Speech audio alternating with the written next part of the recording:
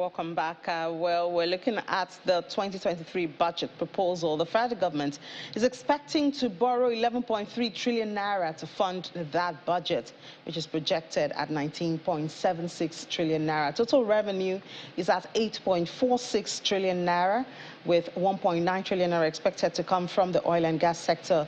The price of oil for 2023 has been placed at $70 a barrel. Well, that means that the non-oil sector is expected to deliver about 6.51 trillion naira.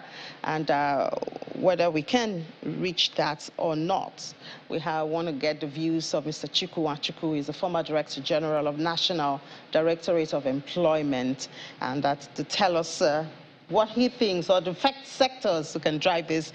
Good morning, Mr. Achukwu. Thank you so much for joining us this morning. So, are you happy with these numbers when we look at the proposal, the proposed budget for next year? So we have total revenue, 8.46 trillion naira. Oil, which is supposed to be a major, incidentally is expected to give 1.9, while the non-oil sector is 6.56. So, of course, the bigger burden is on the non-oil sector, as usual. Yes. I think that's one of the contradictions of Nigeria's economy. Absolutely. Yeah, but are you confident that you are more in the non-oil sector? Yes, I am. Are you confident that the non-oil sector can deliver this? Well, yes, if the enabling environments are put in place, the non-oil sector should be able to play a more major part in the economics of Nigeria and the budgeting. The issue has never been about budgeting. It's always been about implementation of the budget and indices that lead to the formulation of the budget itself. One questions their rationale for some of the figures they put there. Are they really tried? Are they derived from specific figures or economic metrics or indices? You know, how do you just come up with the non-oil sector is expected to do that? If you expect them to do that, then put the enabling environment in place, the factors that will generate those numbers you're looking at. One of them, it's employment, your target employment, creation, wages, wealth creation, non-dependency on imported materials, creation of effective raw material base to power the industry. So if they're going to present that, you're going to be able to have to feed your country. First, have the industries rolling, and have the critical manpower to factor in production and productivity. So when I see some of these things being bandied around on TV, it becomes a laughing matter. And I'm sure post-budget presentation, you're going to have a panel of experts on this same platform discussing what has happened. Now, government itself, I've been in government for a long time. Around this time, of course, is a cost circular. And all they do is to bring up what they need, both their capital projections and their current expenditure, including overheads and stuff like that. So one has to ask, how do those things, so how do you come about that, okay?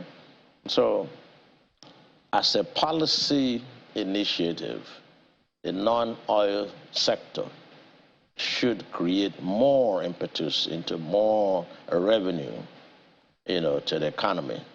And the more we're less dependent on oil, the better we are. It's always, especially at a time like this, when we see the volatile movement in the price of oil, and then, I mean, in Nigeria's case, we still have the subsidy to deal with because we are still importing the refined product. So obviously, the non-oil sector could offer major buffer. But from your perspective, what sectors do you think should be concentrated on? Assuming that we cannot get all our sectors in the non-oil areas, working at the same time.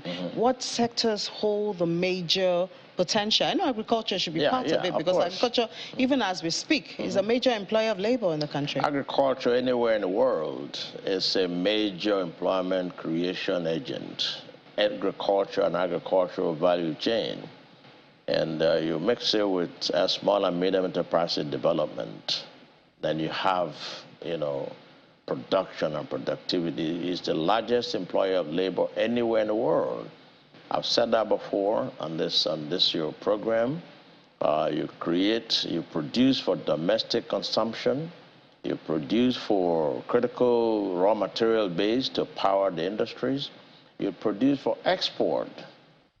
So when you do that, you are now reducing the pressure on the naira, and the exchange mechanism will occur. I mean, the exchange rate will regulate itself. You don't just come out at CBN camps out every year or pegging exchange rate, and then you create two windows, one the parallel market and then one what you call the official rate. The INE all they do is allocate those foreign exchange directly to non-productive sector, who turn around a round trip and get richer by the day. Well, the CBN has been fighting the round tripping, so how successul or not, I guess. Absolutely not, because the policy is all wrong. Is another. The policy is all wrong. I mean, if you go chasing, people who are dealing on foreign exchange, the black market, you are not targeting the area. You target the productive sector, agriculture, and then when there's less dependency on importation, the rates will fall by themselves, okay? If you were to have, I was in discussion with SMIDAN, a small and medium enterprises development agency, have a brand new DG. For the first time, government got it right. They appointed somebody from within the organization. I made him the director general. Because he is homegrown, he understands the critical nature. I guess understanding is one thing, but the willpower to actually push through and implement, because I mean, we've talked a lot about what should be done, and I don't think we're short of knowledge on what should be done. Absolutely. But we talk of the willpower to push through and actually implement what we know. Absolutely. I guess that's actually. Well, you and I have discussed this before, and I've always said it isn't the absence of policy formulation, it's the absence of policy implementation. Now, I had a meeting with Mr. Fasai, the new Director General, and he now understands, and as I've understood as the Director General of NDE, I've always said it, government cannot create jobs, jobs must be private sector driven. So together, we're working now to create what is called OLAP. The Japanese model is called OVAP, one village, one product. We're going to embark on OLAP, one local government, one product. Combine it with RMRDC, which has a product called Raw Material-Based Clusters Initiative. So we're getting there critically. So together now, we're going to find financing through development finance institutions. And when you do that, you're going to put critical entrepreneurs in every ward, in every local government, and that has to be private sector driven. Okay? So when they produce, aggregation of the production they have will enter the market. Okay? There'll be less appetite for imported material because they're producing in Nigeria. But when you sit down and you say just sit down and you talk about the non-oil sector is supposed to produce 8-point-something trillion, you don't put the mechanism, you don't put the enabling environment in place. CBN just rolls out programs and policies that do not research well, and they don't follow through, they don't monitor to see if those things are going on right, then that's the problem. So the issue is policy-based by the government. And let me also add, the absence of cohesive national planning in this country. We've had a lot of national plans. No, what they have is rolling plans that nobody implements. They'd like to hear the sounds of themselves talking issues. I've been in there, and NDE was very successful because I was totally focused on my core mandate, okay, which is to create the enabling environment, train the people, create infrastructure in terms of skills acquisition to actually man those industries. But those industries are not comatose. So if government so maintenance and sustaining of a policy is also another hurdle. Yeah, implementation of policies. Again, let me address this subject implementation. If you go and take somebody who does not understand one word of his core mandate and appoint him the head of that organization, what do you expect him to do? He can't.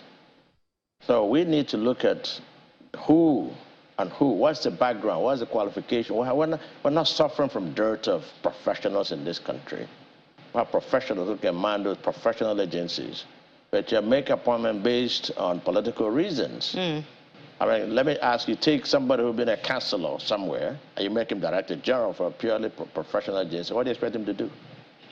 All right, because we're almost out of time now. So the federal government will have to borrow more than 11 trillion naira next year to be able to fund the budget. Of course, we do know the issues around our debt servicing currently, which is already more than revenue. Do you think that Nigeria can avoid borrowing? Of course, they can avoid borrowing. They should not. That's what I'm talking about. When you have more income derived from non-oil sector, you should be able to go over this 8-point-something trillion you're talking about with the right policies and right targeting. But we also have, you know, when it comes to dealing with imports, you also have the taste of Nigerians. A lot of Nigerians are, you know, very import dependent. If you offer them domestic, locally produced products, they look at it as inferior. That's then where quality comes in. Competition introduces quality. You also have organizations like SUN, who should be doing their duty. And I'll tell you, Nigerians, when you price, you know, any commodity, you know, to what is called consumer resistance, they can't buy it.